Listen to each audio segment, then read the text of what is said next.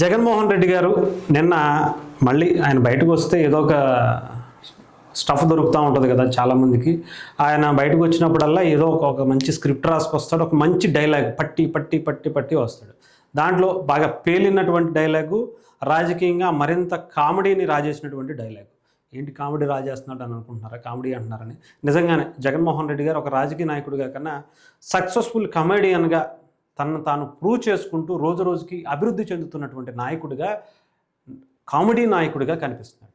అలాంటిది నిన్న ఆయన బయటకు వచ్చి గతంలో చెప్పేగా ఒక డైలాగు, బలమైనటువంటి డైలాగు, బాగా పట్టి పట్టి నేర్చుకున్నటువంటి డైలాగ్ ఒకటి చెప్పారు.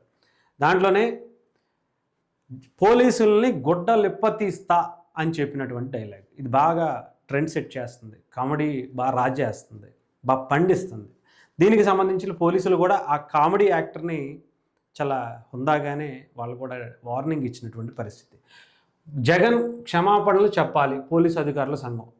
జగన్ వ్యాఖ్యలను పోలీసు అధికారుల సంఘం ఖండించింది. పోలీసులు బట్టలు ఓడదీసి నిలబెడతాననటం మంచి పని కాదు. పోలీసులు అధికారుల సంఘం రాష్ట్ర అధ్యక్షులు శ్రీనివాసరావు విమర్శించారు. జగన్ వ్యాఖ్యలు సభ్య సమాజం ఆలోచించాలని బట్టలు ఓడదీసి నిలబెట్టడానికి ఇదేమైనా ఫ్యాషన్ షోనా? తీవ్ర ఒత్తిడి ఉన్న మాపై ఎలాంటి వ్యాఖ్యలు సరికాదు. వ్యాఖ్యలను వెనక్కి తీసుకోవాలి, క్షమాపణలు చెప్పాలి, లేదంటే న్యాయ పోరాటం చేస్తామని శ్రీనివాసరావు హెచ్చరించారు. నిజంగానే జగన్మోహన్ రెడ్డి గారు ఏం అర్హత ఉంది? జగన్మోహన్ రెడ్డి గారికి పోలీసుల మీద మాట్లాడేటువంటి అర్హత ఏ రకంగా ఉంది? ఎందుకు అంటే వాళ్ళు ఏమన్నా ఆయన ఉద్యోగాలు ఆయన ఏమన్నా ఇప్పించాడేంటి? కాదుగా.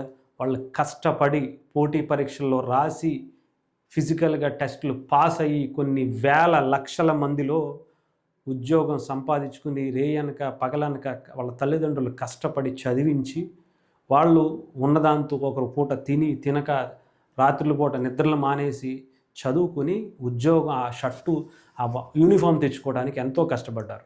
అలాంటిది నువ్వు తీసేస్తానంటే తీపిచ్చుకోవటానికి గోరుంట్ల మాధవ్ అనుకున్నావా? కాదు కదా. అంతే కదా. గోరుంట్ల మాధవ్ అయితే కాదుగా. నేను అడ్డం పెట్టుకుని నువ్వు ఇచ్చినటువంటి అది ఏదో ఒక దొంగ బలాన్ని పక్కన పెట్టుకుని ఎంపీ అయిపోయి దేశవ్యాప్తంగా పోలీసుల పరువే తీసేశాడు.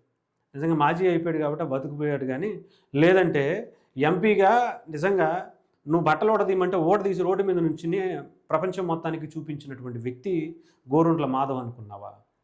లేదంటే గతంలో నీ అధికార మదంతో, నీ డబ్బు ఆశతో కొంత నీ తండ్రి అధికారాన్ని అడ్డం పెట్టుకుని కొన్ని వేల లక్షల కోట్లు సంపాదిస్తుంటే దాంట్లో భయపెట్టో, బెదిరించో, ఆశ చూపించో ఐఏఎస్ఎల్ని ఎంతోమంది, ఐపీఎస్ఎల్ ఎంతోమంది వాళ్ళ జీవితాల్ని నాశనం చేసినటువంటి వ్యక్తివి నువ్వు. ఆలోచించుకోవాలి జగన్మోహన్ రెడ్డి గారు. మనం ఏదైనా మాట్లాడే ముందు మనం ఎంతమంది, మన చరిత్ర ఏంటి, మనం ఎంతమంది జీవితాలను నాశనం చేసేసాం. ఒక గవర్నమెంట్ ఉద్యోగస్తుడిని మనం నడి రోడ్డు మీద పిచ్చోడిని చేసి చంపేశామే. ఇలాంటివి ఎన్నుంటాయి. అసలు ఏం అర్హత ఉంది? అసలు ఏం మాట్లాడుతున్నారు? పోలీసుల గురించి మాట్లాడే స్థాయి మీది?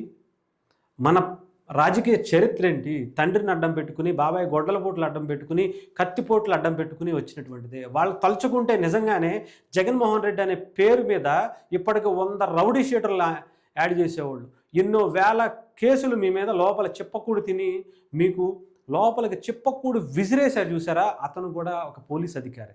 ఆ రోజు మీరు జైల్లో చిప్పకూడు తినడానికి కూడా ఒక పోలీస్ అధికారి మీకు ఆ చిప్పకూడు ఇస్తేనే, మీకు ఇసిరేస్తేనే మీరు తిని బ్రతికారు ఈరోజు అనేది గుర్తుపెట్టుకోండి. ఈరోజు కాకపోతే రేపైనా సరే, ఎల్లుండైనా సరే మీరు ఎప్పటికైనా వాళ్ళ చేత చిప్పకూడు తినవలసిందే. కొన్ని వేల లక్షల కోట్లు ఏ రకంగా అయితే మీరు సంపాదించారో, జనాల్ని ఎంతోమంది జీవితాలను నాశనం చేసి మీరు సంపాదించుకున్నారు చూసారా?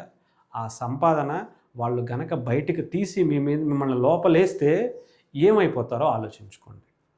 మీలాంటి కొంతమంది స్వార్థపు రాజకీయ నాయకుల వల్ల వాళ్ళు భయపెట్టో, లేదంటే పరిస్థితులు అనుకూలించకో, నిజంగానే వాళ్ళు చేసేటువంటి నిజాయితీగా పనిచేసుకోవాలనుకునేటువంటి నాయకులు కూడా, పోలీస్ ఆఫీసర్స్ కానీ, గవర్నమెంట్ ఆఫీసర్స్ కానీ, మీలాంటి చెత్త చెప్పాలంటే ఇలాంటి రాజకీయ నాయకుల వల్ల వాళ్ళు ఏం చేయలేకపోతున్నారు. వాళ్ళు నిజంగా సిన్సియర్గా చేస్తే మీలాంటి రాజకీయ నాయకుడు అనే వాడే బయట జనాల్లో కాదు కదా, ఇంట్లో కూడా కూర్చోలేనటువంటి పరిస్థితికి వాళ్ళకి తీసుకొచ్చే సత్తా ఉన్నటువంటి వ్యక్తులు.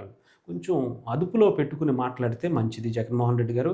అంతకు మించి మీకు చెప్పినా కూడా అనవసరం. ఎందుకంటే మీకు విలువలు లాంటి ఆలోచన కూడా లేనటువంటి వ్యక్తులు మీరు. కాబట్టి సో చూద్దాం జగన్మోహన్ రెడ్డి గారిలో మార్పు ఎందుకు వస్తుంది. కానీ ఆయన ఏదో చిన్న డైలాగ్ పట్టుకొచ్చాడు, ఆ డైలాగ్ పేలింది అనుకున్నాడు, వెళ్ళిపోయాడు, అంతే అయిపోయింది.